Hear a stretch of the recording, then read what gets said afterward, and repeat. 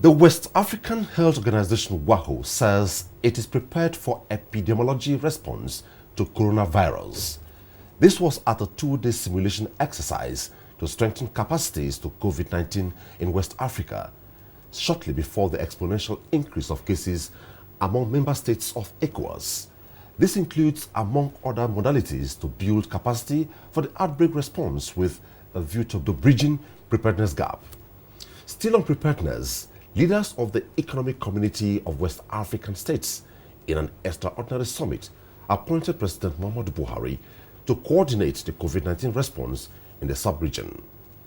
It was during a summit convened by the regional leaders to deliberate on COVID-19 held via video conference. So the program today will be looking at the West African sub-region angle to COVID-19. Why the choice of Nigeria's Muhammadu Buhari to coordinate containment in West Africa?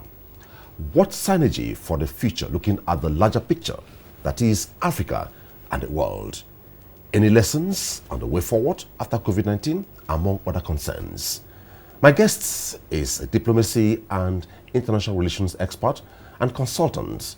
He's also a lecturer at the Bayes University, Abuja, Nigeria, Dr. Mukhtar Imam. Be right back after this time out. Stay with us.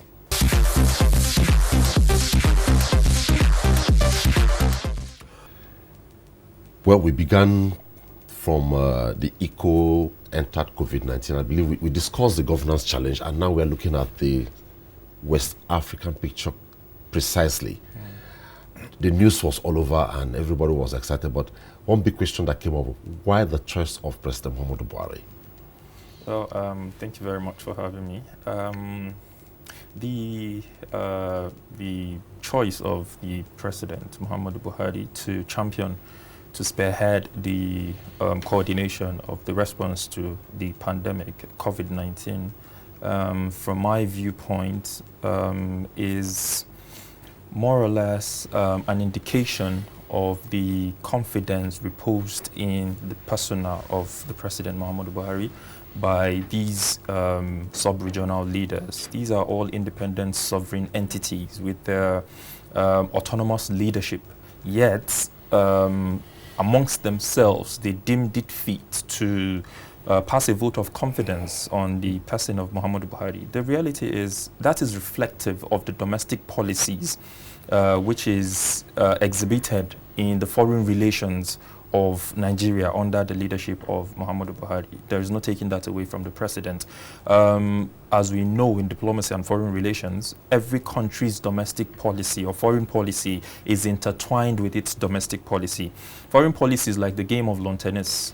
You serve, it has to be from your domestic arena, and then you're waiting for where the ball lands. You're there to take it back. So basically that gives you an idea of the kind of relations that exist within the international system, particularly at the sub-regional level.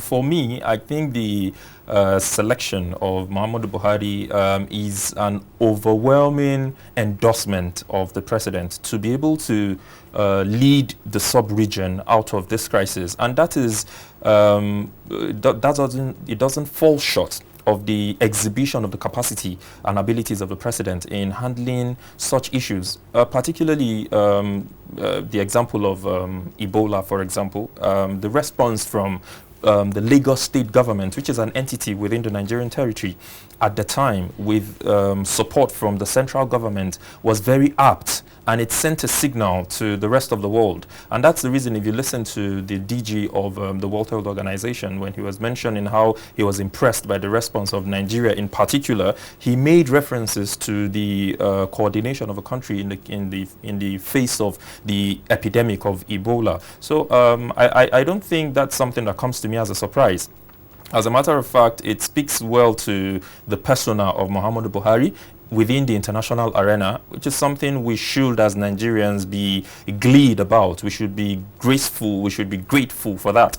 Because reality is, diplomacy is very essential, and the persona of the individual who's at the helms of affairs is also very key in image building as far as the capacity of the country to carry itself within and amongst the Committee of Nations is concerned. So for me, I think it's a welcome development. It is good for not just the image of the president, but also the president is not an individual, he's an institution. He represents us out there. So when the president is given this kind of reception out there, this kind of endorsement that is overwhelming out there, it is something that speaks to for every Nigerian. Okay. From a nationalistic perspective, some opinion view it as though it should have been Nigeria first before disturbing our president. Now, from the nationalistic perspective, they feel that it will eat up into our resources because it means eat into Nigerian resources. Well, do you buy into that? I don't think that that holds any water.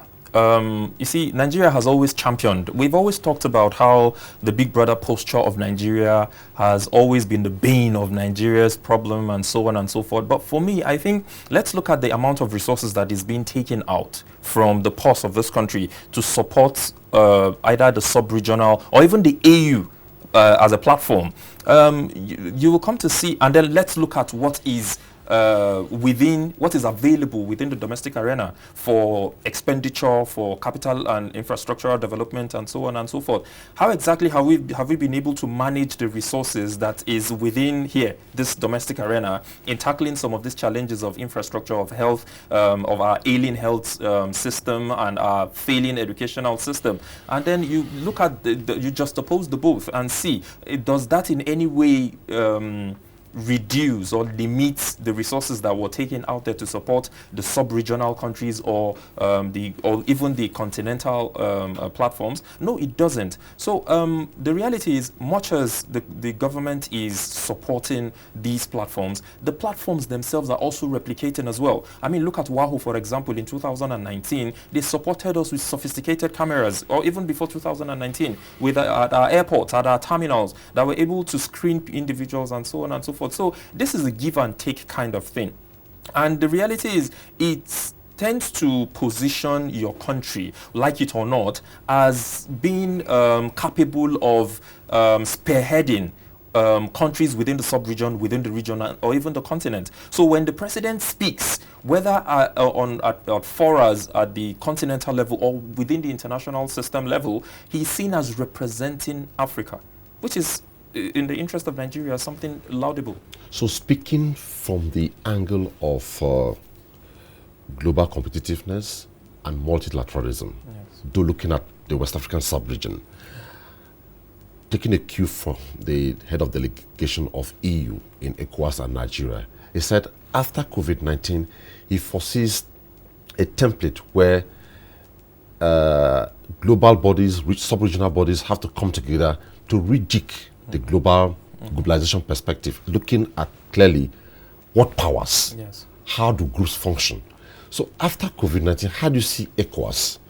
And looking at WAHO, how do you see ECOWAS, WAHO governance? Well, I think I'd take that question a bit further to look at the entire global structure, as it were. Post-COVID-19 international, or the post-COVID-19 international world order is not going to be the same. It will never be the same. We have never had this kind of pandemic or this kind of crisis. It has shown weaknesses in terms of crisis management in some quarters. It has also shown the weakness and salient strength of independent nation states within the international system, because this is the first time we're having this kind of crisis of this magnitude on our hands. So basically, it's going to change a lot of things. I'll give you an example. The United States, for example, look what is happening with the Trump administration and the World Health Organization and the United Nations. Who would have thought that at a time like this, we're going to see that a global institution that is supposed to be responsible for response in terms of global pandemics or health crisis is facing this kind of rhetorics back and forth between itself and the United States government. government, where we're seeing a cut or a fall or a decline or an absolute removal of funding from the United States to that very important body. The same will apply to all other institutions, all other platforms at different levels, at continental levels, at regional levels, at sub-regional levels. To speaking to the case of WAHO and Ecowas, we're seeing a synergy. WAHO... Same synergy or a redefined synergy? What we're seeing at present, we're still in the phase of the COVID-19, even though we're seeing some downward slope in the curve, but we're still within the phase. Before we get to the post-COVID-19 period, at this point in time, we're seeing a synergy between WAHO and Ecowas. Stanley Okolo mentioned a couple of days ago that the Nigerian government has been very supportive and that other bodies, other independent nation states have been very supportive towards the cause of WAHO in trying to respond to this crisis. What we will be seeing in the post-COVID-19 era is more strengthening, more synergy, which is ideally what should be the case. Where we have the reason why we have these global bodies is so that we can have some level of collective security, right? Or collective defense, however you want to look at it. In this case, collective security, because security encompasses everything, including cyber security, including environmental security, including health security, which is what we're faced with today. There's the need for a collective, a joint platform, a global platform that would respond to these kind of crises. World Health Organization not being very responsive or proactive in the case of the COVID-19 or being pro-China, I don't think this is the time for that, because what we will be seeing is a breakdown of what you mentioned earlier: globalism, multilateralism, and intergovernmentalism.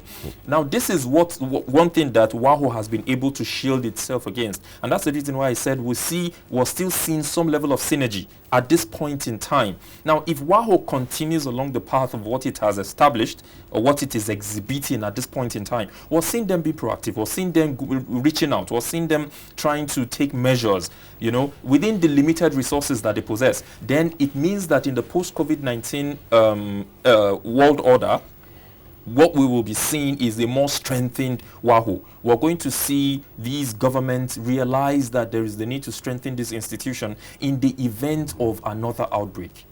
Information flow within this period has been so much, both reliable, unreliable, fake, misleading. What's your comment on this? There's a popular saying that if you read the newspaper, you're misinformed. If you do not read the newspaper, you're disinformed. So you're trying to so you find yourself trying to strike a balance.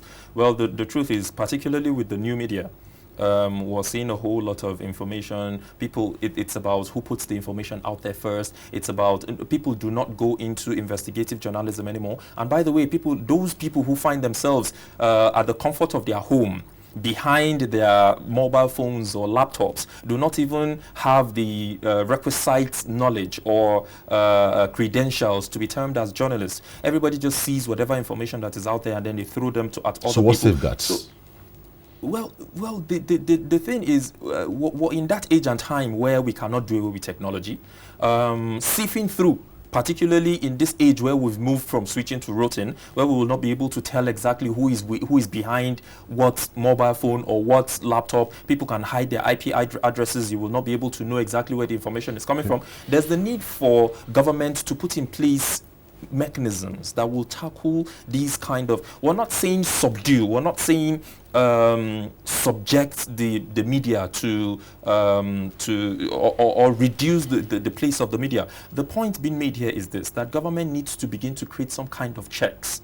In any society where you find that people have absolute and uncontrollable freedom to do things at will, to say things at will, to put out whatever information at will, then at the end of the day, what you find that society will end up in jeopardy. And this is the kind of situation we're faced with. On a global level, we're seeing apps being created today where people are being cloned. What happened to Nancy Pelosi the last time. So these are the kind of rhetorics that we will find around that might create more trouble, that might lead to more problems than solutions themselves. And this is not the time for that. This is not the time for hearsay. So can that add to the panic? Of course it does. You see, naturally, people fear what they cannot understand.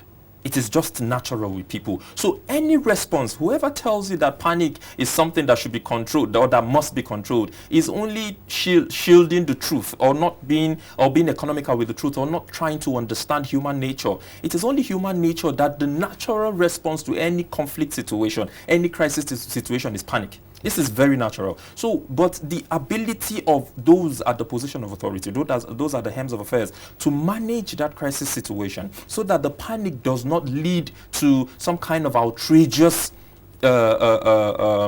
situation where where things are thrown overboard, is something that should be brought in to play, So, but as for panic, these are the sort of rhetorics. Again, this adds to the kind of rhetorics that we see around. People saying all kind of things, people taking advantage and prying on other people's gullibility, talking about how they have cure for this and that. You find a lot of things on the internet, which is not right. It is not ideal. So there's a need for people to begin to take responsibility and limit themselves from putting out the kind of information that has not been verified.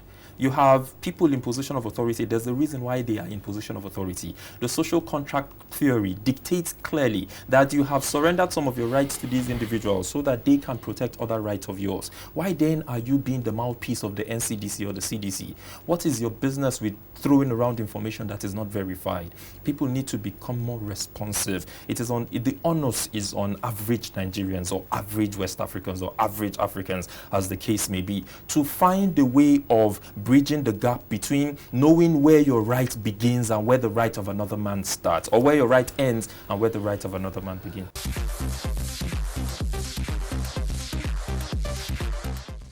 Well, globally, nation states, let's veer off West Africa now, look globally. Nation states have always been confronted by a common enemy, e.g. fake news, yes, e.g. violent extremism, terrorism, and lately COVID-19. And COVID-19 took the entire world by storm, yes, overwhelmed. Can we walk towards a template where the world will not be taken this much overwhelmed when it happens again? Yes, of course. I think we can. I think as humans, we have the capacity to achieve or actualize whatever dreams or goals we aspire to. If we come over it. Yes, if we will. Not if. I think it should be when. When we come over it. Yes, we will come over this. The human species has been threatened for millennia by epidemics and pandemics of different kinds. There have been different threats that have threatened to extinct the human species from time immemorial. And we have been able to, as a result of God's Almighty's intervention and our collective resilience, we have been able to overcome most of these challenges, if not all of them. And this is what has led us to where we are today. And we're still here. And this will also pass. These too shall pass, right? So, but there needs to be concerted efforts. It is not just wishful thinking that's going to create a solution to the problem. There is no silver bullet at the moment. There is no magic wand to say this. The reason why it's still novid is because it's still basically creating challenges to it's an unfolding process. Yes, to the scientific community, right? So basically, there are still certain challenges, but governments across board need to begin to realize that at a time of crisis, there's the need for collectivism. There's the need for multilateralism. As a matter of fact, if anything, this is a time where multilateralism should be at its highest. But what we see is blame games from governments, breakdown of multilateralism and intergovernmentalism, non-collaborativeness and collectivism on the part of government. This shouldn't be the case, right? There's a reason why the United Nations consistently talks about collective security, which I mentioned earlier, because it is by our collective efforts that we'll be able to tackle this menace of either a rise in fake news, either a rise in terrorism. It's not something that terrorism is cross-border. So is also cybercrime. So is also fake news. So is also the pandemic that we're faced with today. So government across the board needs to do a lot in terms of achieving feats that will be able to see us as humans scale through this kind of threats that confronts us as a people. When issues like this confront nations, mostly for Africa, talking about this West African sub-region, we try to talk about we trump up the principle of adaptability, and adaptability.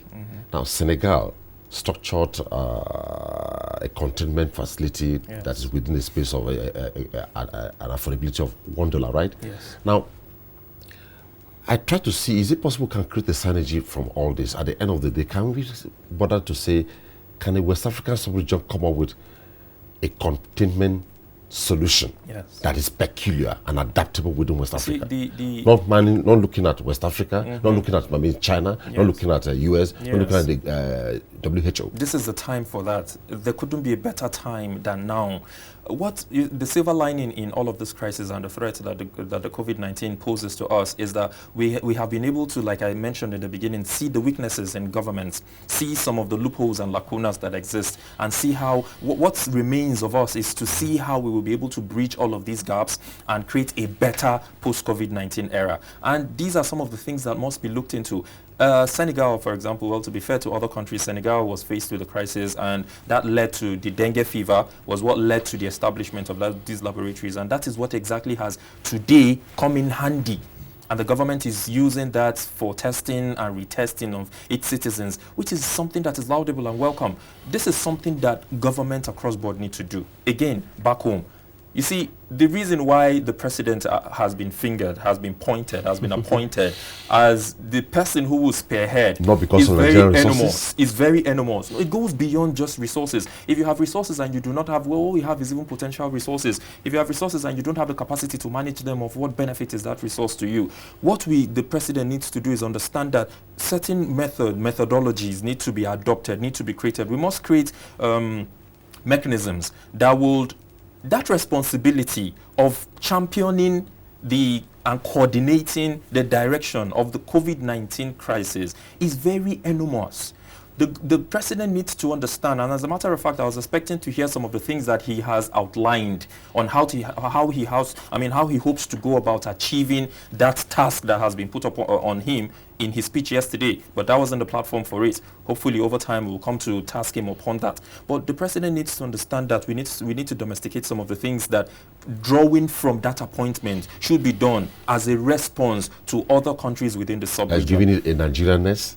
Yes, you see, whatever international policy or strategy or program that is created first has to be domesticated. You need to find within your country those, whether bureaucrats, whatever you call them, technocrats, that will be able to draw up a roadmap on how you hope to tackle the challenges that draw from that responsibility that has been given to you. So the president needs to tell the sub-regional government that these are the steps we need to take as a body to be able to achieve or turn the tide of crisis in the event of an outbreak in the future. Because just like COVID-19 came, there is a tendency of another outbreak in the future. So the president has to sit down and draw up a roadmap, a work plan, a Marshall plan on how he hopes to achieve this. It's not something that's going to be about him as an individual. It is about him as an institution, so that whoever comes after him will see that there is a roadmap, something that will be able to say that we will replicate what Senegal has done, or we will go to Senegal, try to pick up the sample and replicate across board. These are some of the things that need to be done at the sub-regional level, and it should also be cascaded to the regional level, to the continental level, and at the global level as well. It is not just enough for us to sit back and say we're waiting for